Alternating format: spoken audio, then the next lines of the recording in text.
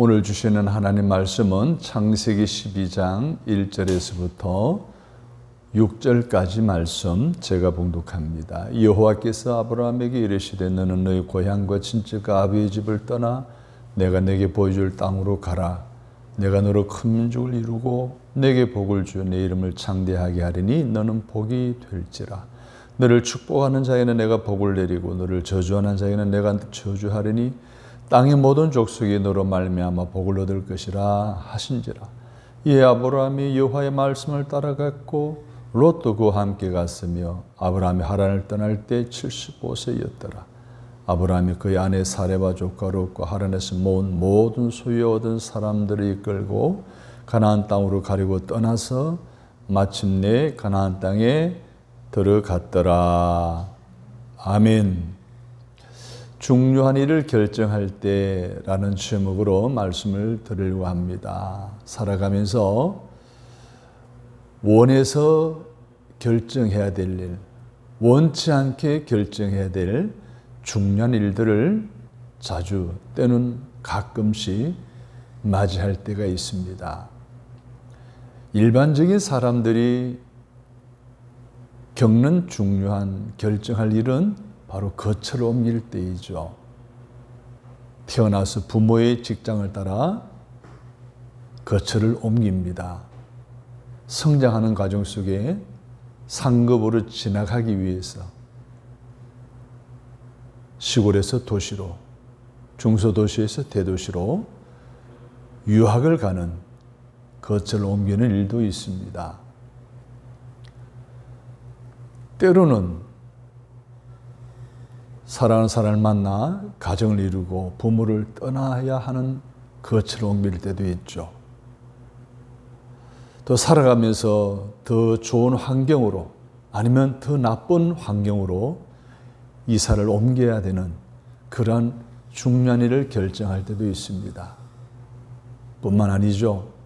천재지변을 통해서 아니면 개발이라는 미명 아래 정든 고향을 떠나야 되는 그런 중요한 결정을 해야 할 일들이 우리 인생에는 자주 있습니다. 오늘 본문도 보면 아브라함이라는 사람이 거처를 옮겨야 되는 중요한 일을 막달뜨리게 되죠. 그가 거처를 옮겨야 되는 상황 속에서 그 문제를 어떻게 결정하는지에 관한 말씀이 오늘 본문에 상세하게 기록되어져 있습니다. 아브라함에게 있어서 거처를 옮기는 것은 너무나 중요한 일이었고 그의 삶의 전부였다고 해도 과언이 아닙니다. 아브라함의 아버지 데라가 갈대아 우르에서 지금의 티그리스 강과 유프라테스 강, 터키와 이란 그 사이에 흐르고 있는 비옥한 땅에 정착하고 살았습니다. 직업은 바알 신상이나 아세라 신상, 셈족 신화에 나오는 우상들을 만들어 판매하는 것이 직업이었어요. 아브라함도 아버지를 도와서 앞으로의 미래도 내다보고 정착하고 안락한 편안한 삶을 살고 있었을 것입니다. 그런 그에게 하나님이 찾아오십니다. 내가 지시할 땅으로 가라는 거예요. 내 친척 아비 집을 떠나라는 거예요. 무조건 가라는 거예요. 어떻게 보면 직업을 바꿔야 되잖아요. 타문화권으로 가야 되잖아요. 환경이 달라지잖아요. 중대차한 결정의 문제에 직면한 아브라함. 어떻게 그 문제를 해결해 가는가? 그 신앙적인 태도가 우리에게 주는 몇 가지 교훈이 있습니다. 우리도 아브라함의 신앙관, 신앙적인 태도를 가지고 중요한 일을 결정할 때 그와 같은 방식으로 한다면 아브라함처럼 복의 권원이 되고 믿음의 조상이 되는 하나님의 엄청난 축복의 주인공이 되지 않을까요? 그런 확신을 가지고 오늘 저와 여러분도 그렇게 살기를 바라는 마음으로 말씀을 드리려고 합니다. 첫 번째 아브라함이 보여주는 것은 하나님의 말씀을 따라 옮기기로, 이사가기로 결정을 하는 것을 보게 됩니다. 아브라함에게 찾아오신 하나님이 이유나 목적이나 방법에 대해 전혀 말씀 안 하시고 무조건 보여줄 땅으로 가라고 명령하신 거예요. 그런데 오늘 말씀에 자세히 보면 그 말씀에 대한 아브라함의 태도예요. 4절 말씀에 보면 여호와의 말씀을 따라갔다라고 했습니다. 대비되는 한 인물이 나오죠. 롯이라는 인물이에요. 그는 어떻게 갔다고 했습니까? 삼촌을 따라갔다라고 했어요. 한 사람은 말씀을 따라갔고 한 사람은 사람을 따라간 거예요. 우리들은 중요한 일을 결정할 때 하나님의 말씀에 대한 태도가 어떠한지에 대한 거울로 삼을 만한 장면입니다. 아브라함은 중요한 결정할 때 말씀을 따라갔다고 했어요. 근데 롯은 사람을 따라간 거예요. 당시의 시대적인 문화, 관습, 전통 따라간 거예요. 두 사람의 인생의 결과를 보면 우리가 하나님의 말씀에 대해서 어떠한 태도를 가져야 하는가 하는 메시지를 던져줍니다. 말씀을 따라간 아브라함은 믿음의 조상이 되었고 복의 권원이 되는 큰 복의 주인공이 되었습니다마는 하나님의 말씀보다 삼촌을 보고 따라간 롯은 삼촌보다 훨씬 더 기름지고 부욕한 땅으로 재산을 가지고 가서 정착에 살았지만 소돔과 고모라 성의 죄악의 관영을 보시고 하나님 심판을 계획하실 때에 그들의 가족은 비참한 결과를 맞이하게 됩니다. 사랑하는 여러분, 오늘 이 메시지는 중요한 결정을 할 때에 무엇을 기준으로 삼느냐라고 하는 것에 대한 중요한 아이템을 우리에게 주고 있습니다. 언젠가 여론조사 기관인 갤럽이 미국인 성인을 대상으로 앙케이트를 조사했습니다. 성경이 인간의 삶에 미치는 영향에 대해 물었더니 응답자의 65%가 성경은 인간 생활의 기본적인 의문이나 문제를 해결하는 길잡이라고 대답을 했습니다. 그리고 손도반 출판사가 성인 18세 이상 성인은 1000명을 대상으로 여론조사를 했는데 응답자의 86%가 성경은 삶 속에서 부딪히는 문제들을 해결하는 열쇠이자 진리라고 대답을 했습니다. 성경이 우리 인생의 문제를 해결하는 길잡이라는 거예요. 심각한 결정을 해야 되는 기준이 되고 진리가 되고 열쇠가 된다라고 응답했어요. 오늘 저와 여러분 그 하나님의 말씀에 대해 어떤 생각을 가지고 있습니까? 성경을 살아계신 하나님의 말씀으로 믿으십니까? 그리고 우리는 반드시 믿어야 할 줄로 여러분이 확신해야 하시기를 주님의 이름으로 바랍니다. 그 하나님 말씀을 내 삶의 표준이나 기준으로 삼고 그 말씀에 가르치고 인도하시는 대로 살아가시기를 주님의 이름으로 부탁합니다. 왜냐하면 아브라함을 비롯한 신앙의 선조들의 삶을 보게 되면 하나같이 하나님의 말씀대로 따랐습니다. 순종한 사람들이 성공했습니다. 복을 받았습니다. 그들의 길이 열려졌고 결국 행복한 삶을 살게 되었습니다. 사랑하는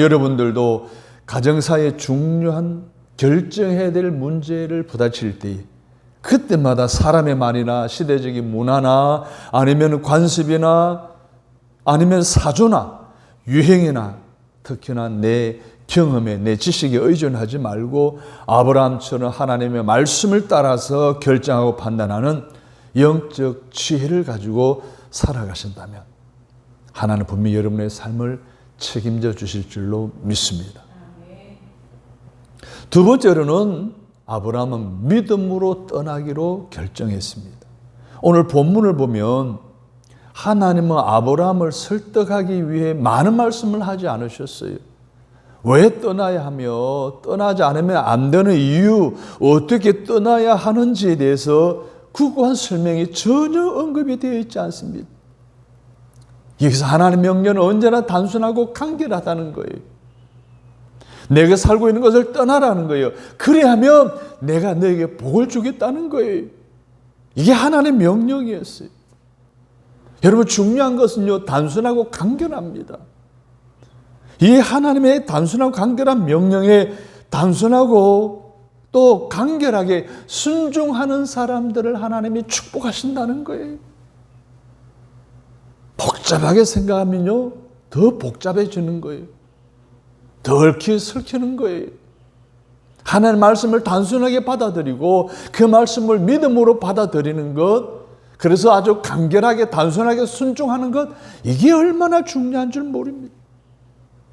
어떤 사람들은 왜 떠나야 하는지, 어디로 가야 되는지, 어떻게 가야 되는지 하나하나 따지고 들기 시작하면 하나같이 응답과 축복에서 제외되었다는 것이 바로 성경의 이야기 아닙니까? 사랑하는 여러분, 내게 주시는 하나님의 레마의 말씀에 믿음으로 응답하시고 순종하시기를 바랍니다. 그런 사람은 하나님 축복하시고 그런 사람에게 하나님의 기적을 하게 해주셨다는 사실을 성경에 나타난 수많은 기적과 축복의 사건들 속에서 보여주고 있지 않습니까? 하나님에 대한 우리의 믿음이 인간에게 어떻게 긍정적인 영향을 끼치는지를 알 수 있는 과학적인 지식, 우리에게 너무나 많습니다. 현대과학의 발달은 성경에 나타난 축복, 성경에 나타난 기적, 이것이 픽션이 아니라 객관적인 사실이고 역사적인 사실이고 과학적으로 입증된다는 사실, 즉 팩트라는 거예요. 이걸 입증해 주고 있어요, 현대과학이. 사람의 뇌에 대해서 최근까지 연구되어진 바에 의하면 수많은 호르몬이 뇌에서 생성된다 그러잖아요. 그 호르몬의 변화에 대해서 사람이 건강해질 수도 있고 병이 될 수 있다라고 하는 그러한 지식에까지 다다랐습니다.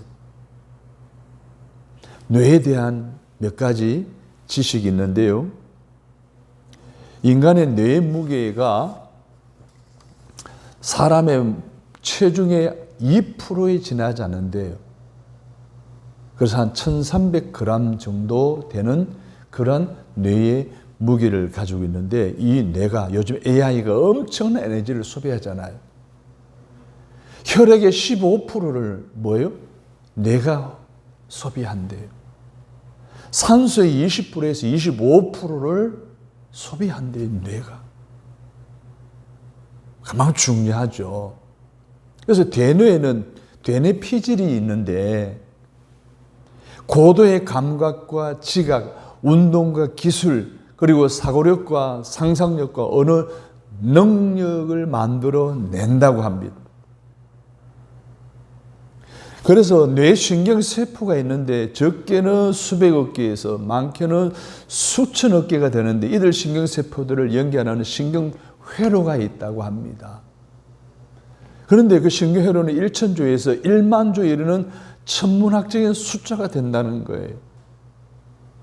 세포와 세포를 이어주는 뇌회로, 이게 엄청 중요하다는 거죠.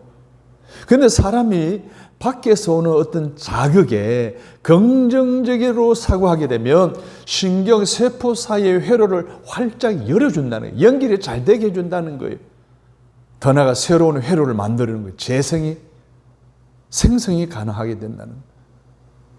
그러나 부정적인 사고는 회로의 흐름을 방해하고 억제시키는 역할을 한다는 거예요. 뿐만 아닙니다. 긍정적인 사고와 행복한 생각은 근육의 긴장을 풀어주고 신경에 안정감을 가져다주고 혈압도 낮춰주는 역할을 한다는 거예요. 그래서 인간의 뇌는 긍정적인 사고를 하고 확고한 자신감을 가질 때에 회로가 막히지 않고 뇌의 신선한 활력을 준다는 거예요. 그 결과 기억력도 좋아지고 공부도 잘하게 되고 판단력도 좋아지고 미래를 내다보는 안목도 열리게 되고 그래서 직장생활을 잘하게 되고 성공하게 되고요. 그 삶이 어떻게 돼요? 잘 되어지게 되는 그런 어떤 근거가 되어진다는 거예요.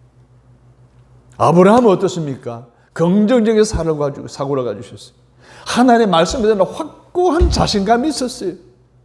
그 따른 믿음의 결과로 결정한 그가 한 모든 일에 긍정적인 작용을 했을 뿐만 아니고 특히 그의 믿음을 보신 하나님이 그 삶을 붙들어 이끌어 주셨고 책임져 주셨고 공급해 주셨고 보호해 주셨고 그로 하여금 믿음의 조상이 되게 하셨고 그로 하여금 복의 권원이 되게 하신 줄로 믿으시면 아멘. 우리는 여기서 중요한 사실을 주목해야 합니다.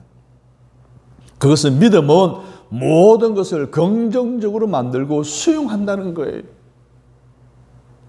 아브라함이 그 대표적인 케이스예요. 만일 아브라함이 하나님의 말씀을 제대로 믿지 않았다면 그는 떠나라는 그곳에서 떠나지 못했을 거예요. 오늘도 믿음에 있는 사람들은 모든 것을 긍정적으로 보거나 확신을 갖고서 이해하고 해석을 합니다. 그러나 믿음이 적을수록 의심하고 부정하고 결단하지 못하는 거예요. 믿음이 있는 사람만 하나님의 말씀을 듣고 결단하고 그곳을 떠나는 그러한 결정을 하게 되는 거예요.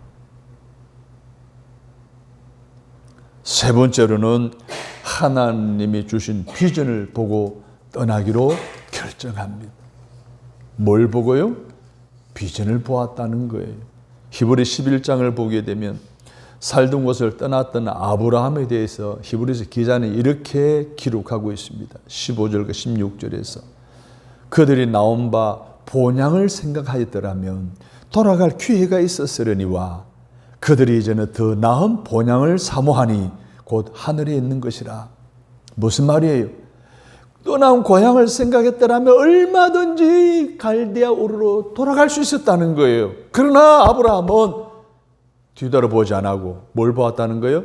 본향을 보았다는 거예요. 하나님이 제시해 주시는 비전을 보았다는 거예요. 언제든지 떠날 수 있었어요. 떠날 수 있는 기회가 너무나 많았음에도 불구하고 그는 본향을 보았기 때문에 하나님 주신 비전을 보았기 때문에 그 비전을 향해 나아갔다는 거예요. 꿈이 없는 사람들은 방자에 행한다라고 성경은 말하고 있어요. 비전이 있는 사람들은요 뒤돌아보지 않습니다. 하나님이 나에게 주신 비전이 있습니다. 사랑하는 여러분, 고향을 떠나면 더 나은 본향, 즉 하나님의 준비하신 새로운 땅이 있다는 비전 때문에 아브라함은 고향을 떠날 수가 있었습니다. 사랑하는 여러분, 중요한 일을 결정할 때 우리도 아브라함처럼 비전을 보고 결정할 수 있기를 주님의 이름으로 바랍니다. 그 비전은 바로 나의 비전이 아니에요. 나의 꿈이 아니에요. 하나님이 주신 비전이에요. 실상과 증거라고 히브리서 11장에는 표현하고 있는 본향, 하나님 주신 비전, 우리의 궁극적인 비전은 하나님 나라 아닙니까? 하나님 우리 주신 말씀을 들을 때마다 설교를 들을 때마다 깨닫는 말씀들이 다 하나님 주신 비전인 줄로 믿으시기 바랍니다. 세상 사람들도 비전 제시에 따라 개인의 삶이 달라지고 사회 문화가 달라지고 나라와 국가와 세계가 달라지는 것을 세계 역사 속으로는 수없이 경험합니다. 프랑스 수도인 파리에 가면 철탑이 있죠. 이름하여 에펠탑입니다. 그 에펠탑을 지은 사람의 이름을 따서 에펠이라고 명명했습니다. 이 에펠이라는 사람이 블란스의 젊은이들에게 비전을 심어주고 싶어서 설계가로서 설계를 하고 천탑을 세우겠다라는 비전을 가지고 정부와 국회에 그리고 시민에게 호소를 했습니다. 한결같이 다 반대한 거예요. 계속 설득에 나아가서 드디어 시 외곽에 세우는 걸 전제로 하고 언제라도 떠들어 하면 다시 제거하는 것을 전제로 하고 세우기 시작했습니다. 여러분, 그때가 1889년도예요. 프랑스 혁명 100주년을 기념하여 세우게 되죠. 우리나라로 말하면 대원군과 민비가 권력 다툼으로 싸운 시기였어요. 320m의 철탑을 세우기 시작합니다. 드디어 완성하죠. 그래서 파리 시민들은 어디에서나 보이는 것이 바로 철탑이었습니다. 많은 사람들이 그 철탑을 바라보며 자긍심을 갖게 되었어요. 우리나라 남산타워 생겼을 때 서울 시민이 다 볼 수 있었어요. 얼마나 큰 자긍심 가졌어요. 기술에 대한 자긍심, 문화에 대한 자긍심. 블란스 시민들도 그랬던 거예요. 그런데 끝까지 에펠탑을 싫어한 사람들이 있어요. 대표적인 사람이 사르트라고 하는 철학자예요. 보기 싫다는 거예요. 안 보고 살고 싶다는 거예요. 그래서 방법을 찾아낸 거 철탑 밑에 살기로 결정하고 그곳에 모여 살았다는 거예요. 안 보려고. 그런데 그 당시 블란스 시민들, 오늘날의 프랑스 국민들은 자긍심이잖아요. 랜드마크이잖아요. 오래전에 비전을 가지고 세운 그 철탑이 오늘날에는 랜드마크가 되고 문화가 되어졌고 세계 관광지 중심이 되어져 후대에 많은 유익한 유산을 남겨주게 되었다는 거 어느 누구도 부인할 수가 없습니다. 이처럼 비전은 인간에게 반드시 꼭 필요한 것일 뿐만 아니라 오늘 살아가는 인간에게 좋은 에너지를 공급해 주기도 하는 것입니다. 오늘 본문에 보십시오. 아브라함으로 하여금 본향이라는 비전을 보게 하셨던 하나님은 오늘날을 살아가는 우리에게도 비전을 보여주십니다. 어디에서? 하나님 말씀에서. 성경은요, 세 가지로 구분되는 기록되어져 있는 말씀이죠. 하나님의 말씀이죠. 과거의 일입니다. 현재의 일입니다. 미래의 일입니다. 과거에 어떤 일이 일어났고 무엇을 했는지에 대한 역사에 대한 이야기, 현재 어떻게 살아가야 할 것인가에 대한, 세 번째는 앞으로 우리가 어떻게 살 것인가를 성경은 자세히 비전을 제시해 주고 있습니다. 예를 들면 이 세상은 장차 어떻게 될 것인가, 세상의 역사와 그 종교는 어떻게 끝날 것인가, 시대마다 사람들이 살아가는 기본적인 철학인 문화, 예술, 과학, 가치, 종교에 있어서의 모든 삶의 표준과 가치는 무엇이고, 의미 있고 가치 있고 행복한 삶을 어떻게 살아가는 것이고, 개인과 사회와 국가와 부정적인 것에 대한 심판은 어떻게 되어질 것이며, 앞으로의 미래는, 영원한 세계는 어떻게 임하고 이루어질 것인가를 상세하고 자세하게 분명하게 설명해 주고 있습니다. 그래서 히브리서 4장 12절에는 이런 말씀으로 결론을 맺습니다. 하나님의 말씀은 살아있고 활력이 있어 좌우의 날선 어떤 것보다도 예리하여 혼과 영과 및 관절과 골수를 찔러 쪼개기까지 하며 또 마음의 생각과 뜻을 판단하나니, 마음과 생각과 뜻을 판단한다라고 했어요. 사랑하는 여러분, 오늘 하나님 말씀이 오늘 우리의 삶에 있어서 미래에 대한 분명한 뜻을 우리에게 판단하도록 이끌어 주신다는 사실을 믿으시면 아멘 하시기 바랍니다. 성경은 이렇게 우리에게 꿈과 미래와 비전을 제시하고 있습니다. 성도 여러분, 비전 있는 사람은 믿음이 있습니다. 그런데 그 믿음은 우리를 하여금 앞으로 전진해 나아가게 합니다. 히브리서 11장 1절에 믿음은 바라는 것들이 실상이여 보이지 않는 것들의 증거이니 이로써 선진들이 증거를 삼았다라고 했습니다. 사는 여러분, 믿음으로 오늘 여러분이 비전을 바라보시기를 바랍니다. 그 비전을 바라보실 때에 그 비전의 실상과 증거들이 반드시 우리 삶 속에 나타나게 될 줄로 믿습니다. 사랑하는 성도 여러분의 삶에 아브라함의 믿음으로 비전을 바라보고 나아갔듯이 실상과 증거의 비전을 성취할 수 있었던 것처럼 우리들도 중요한 일을 결정할 때마다 하나님이 우리 각자에게 보여주신 비전을 따라서 바라보고 실제적인 실상과 증거들을 기대하며 살아가시기를 주님의 이름으로 축복합니다. 마지막으로 아브라함이요, 뒤돌아보지 않고 앞만 바라보고 비전만 바라보고 나아가기로 결정합니다.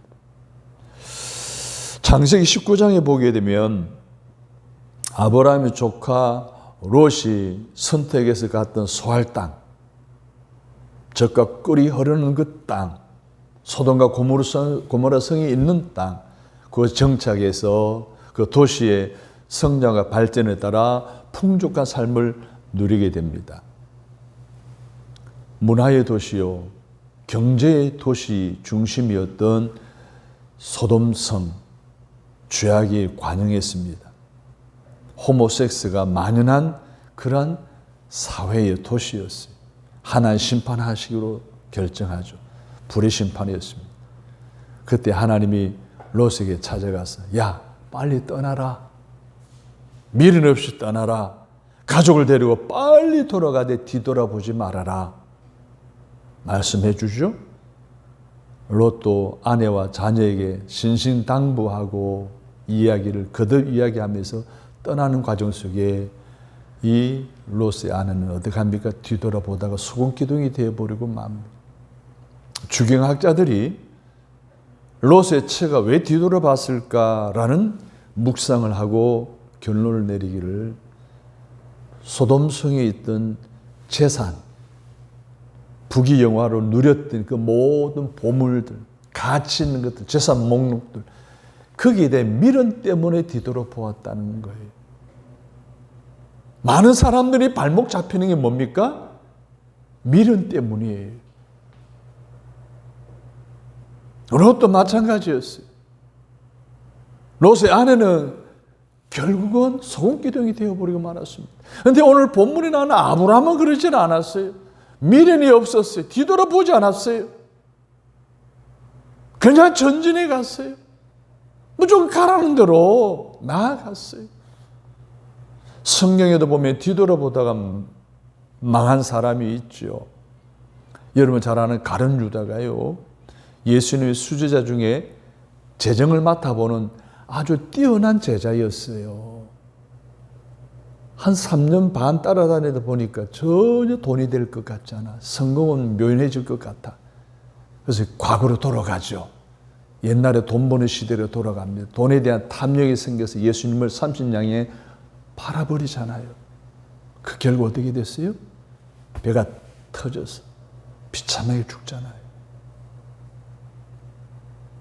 또 우리가 잘 아는 사도 바울의 제자 데마라는 사람도 마찬가지였어요. 바울을 따라다니다 보면 너무 힘이 들어. 영양가가 없는 것 같아. 그래서 과거에 자꾸 되돌아보다가 미련이 남아 결국은 바울을 떠나잖아요. 바울을 떠난 그 삶, 그 이후에 그 이름은 전혀 기록이 남아있지 않습니다. 어떻게 되었다는 거예요? 사랑하는 여러분, 오늘 우리의 믿음의 생활 속에 롯의 아내처럼 하나님의 경고의 말씀을 대수롭게 여기고 중요하게 여기지 않았던 엄청난 실수는 우리도 저질러서는 아니 될 것입니다. 아이 설마 설마 그럴 리가 있겠어? 아이, 괜찮겠지. 내가 살던 고향을 한번 돌아본다라고 하나님이 그렇게 무자비하게 하실까? 사랑하는 여러분, 아니었습니다. 그 불신앙, 그 아니라 생각이 그녀를 뒤돌아보게 했고 결국 소금 기둥이 되게 말았던 것입니다. 그러나 아브라함은 그러지 않았어요. 사랑하는 여러분, 저와 여러분은 어떻습니까? 오늘 우리의 영적인 현주소를 되돌아볼까요? 우리는 죄에서 떠나 주님께로 자리를 옮긴 사람들입니다. 불의의 세계를 떠나 의의 세계로, 죽음의 세계를 떠나 생명의 세계로, 현실의 세계에서 미래의 세계로, 물질의 세계를 떠나 영적인 세계로, 본능의 세계를 떠나 가치의 세계로 주소를 옮긴 사람들 아닙니까? 그렇기에 우리는 떠나온 세계로 다시 돌아가서는 돼야 안 돼요. 안 되는 거예요. 어떤 경우에도 예수 믿기 이전으로 돌아가서는 아니 되는 거예요. 하나님 지금 나를 돌아오게 하셔서 하나님 품 안에 안기게 하신 데는 하나님은 놀라운 축복인 거예요. 다시 돌아가서는 안 된다는 거예요. 그래서 우리에게 두 길이 있습니다. 떠났던 곳으로 회개하느냐 아니면 미래로 나아가느냐, 죄악과 구습으로 얽힌 옛사람으로 돌아가느냐 아니면 새로운 세계를 향해 전진하느냐, 세상의 미련과 유혹에 빠져 주님의 곁을 떠나느냐 아니면 주님의 십자가를 바라보고 부활하신 주님을 바라보고 나아가느냐, 이 갈림길에 우리는 서 있습니다. 사랑하는 여러분, 뒤돌아서지 맙시다. 뒤돌아보지 맙시다. 믿음의 거처를 과거로 옮기지 마십시다. 한결같이 주님과 함께 비전을 향해 달려가시는 저와 여러분 되시기를 주님의 이름으로 축복합니다. 우리가 아브라함을 믿음의 조상이라고 하는, 복의 건이라고 하는 이유가 있어요. 방금 우리가 나누었던 네 가지 중요한 일을 결정할 때 그는 말씀을 따라갔어요. 믿음으로 결정했어요. 비전을 보고 따라갔어요. 뒤돌아보지 않고 믿음으로 나아갔어요. 이런 믿음의 결단이 여러분 인생의 중요한 결정할 때 적용되어져서 여러분의 삶에 아브라함처럼 복의 권능과 같은, 믿음의 조상과 같은 엄청난 축복의 주인공으로 살아가시기를 주님의 이름으로 축원합니다. 하나님, 오늘도 우리에게 삶의 지혜를 배우게 하시니 감사합니다. 우리 인생 가운데 중요한 일을 결정할 때마다 우리는 내 생각대로, 내 경험대로 세상적인 관습과 세상적인 가치관을 따라 살아왔고 결정해 왔음을 고백합니다. 그래서 주님을 떠나기도 했고, 또 그래서 실수도 했고, 그래서 실패도 했습니다. 오늘 다시 한 번 더 나 자신을 돌아보며 내 인생 가운데 중요한 결정을 할 때 아브라함처럼 신앙적인 결단을 통해서 하나님의 놀라운 축복의 주인공으로 살아가는 우리 모두가 되게 하여 주옵소서. 그래야 하실 우리 주 예수 그리스도의 맛들을 간절히 기도합니다. 아멘.